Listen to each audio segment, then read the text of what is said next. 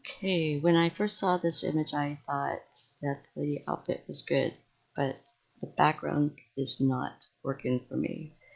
So I thought maybe black and white background might work better with it. And so I went and Googled black and white underwater and came up with this little image back here. And I cut her out of her background. Horrible, horrible job at that. I just wanted to do it fast so I could get this done and show you how to do this. So we're going to add some embellishments to this to make it look a little bit cleaner. So first of all, I'm going to make her shadow, since we've got a lot of room down here to make a nice shadow for her. It'll make it more realistic. Make a copy of that layer. I'll delete this layer. And then select the bottom. Then Control, click on her picture icon over here, thumbnail.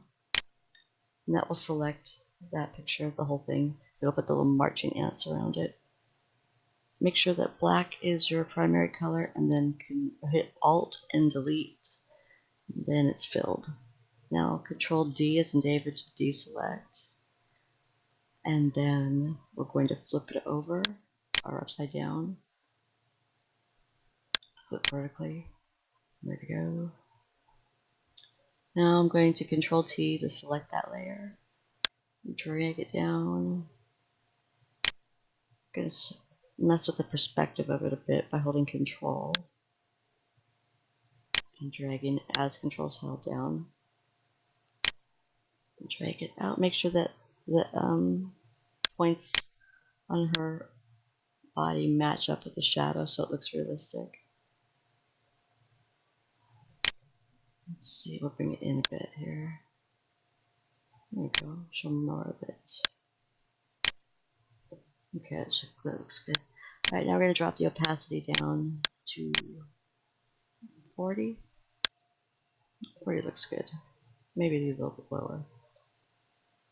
Try 32. Okay, that's good. And I want to bring it down slightly because that little bit of color difference could make the whole thing ruined if it's not right. So just bring it out of that dark area there. There we go, much better. Okay, that looks good. Now we're going to put a blur filter over the whole thing so it kind of will blend it together and brighten things up a bit. So I'm going to first save all these layers in a folder or group them. Now there's a group. Got all the layers safely put away here.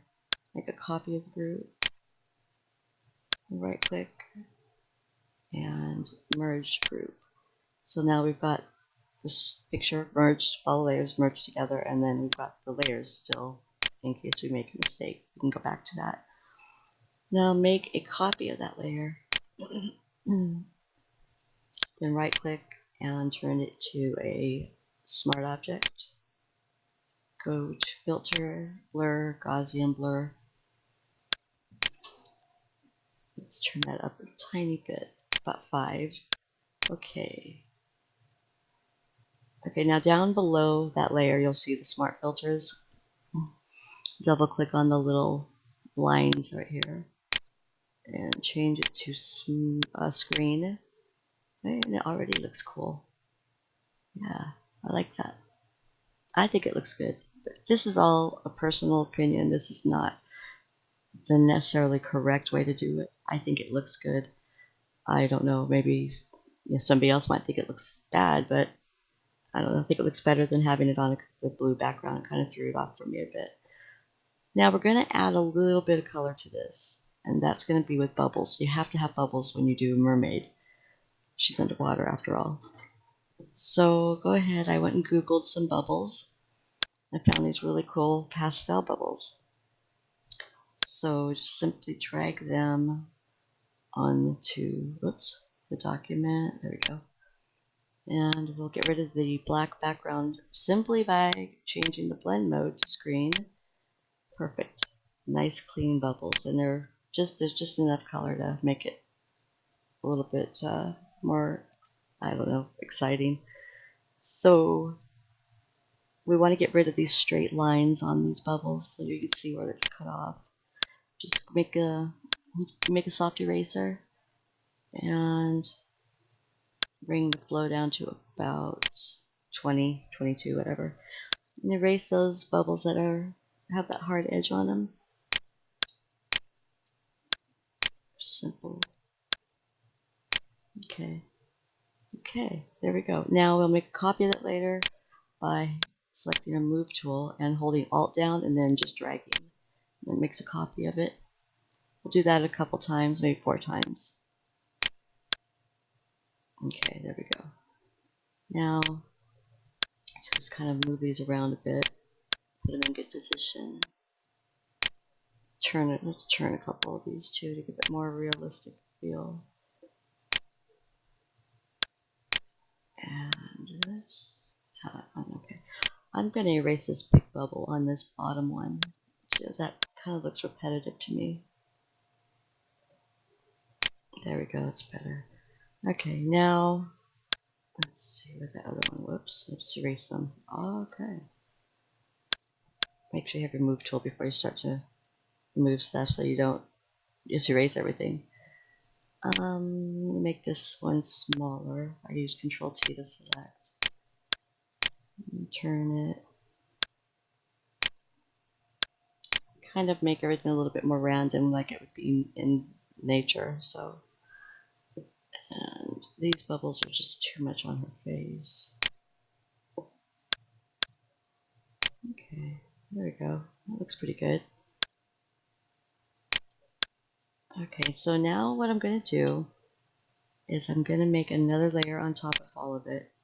I'm going to make I guess a black shadowed frame to kind of darken it up a little bit.